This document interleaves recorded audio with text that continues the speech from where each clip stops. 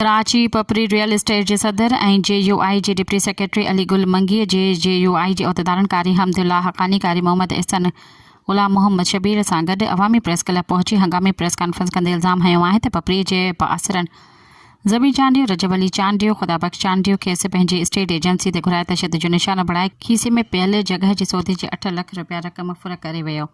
हुन चयो त रियल एस्टेट सां गॾु ॿियो खीर जो वापार बि कंदो आहियां। पपरी में दहशत जी अलामत बणियल ॼाणल तोड़े जे माण्हुनि पपरी में रियल एस्टेट जो कमु बंदि करे पपरी छॾण जो धमकियूं ॾिनियूं आहिनि।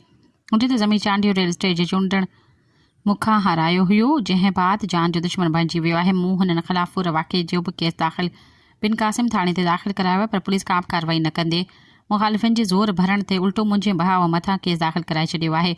मुंहिंजी जान खे ख़तरो आहे। इंतिज़ामिया खां जवाबदारनि ख़िलाफ़ कार्रवाई ऐं तहफ़ुज़ जी घुर कयां थो।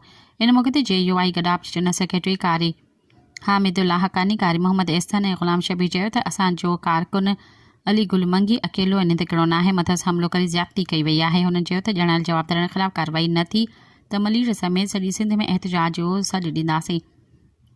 हुननि सिंध जे वॾे वज़ीर IG सिंध SSP मलीर खे अपील कई त कार्रवाई करे फूर कयल रक़म वापसि कराए इंसाफ़ कयो वञे। सब्सक्राइब कयो अवामी न्यूज़ HD खे ऐं ताज़ा तरीन ख़बरुनि लाइ ॾिसंदा रहो अवामी न्यूज़ HD।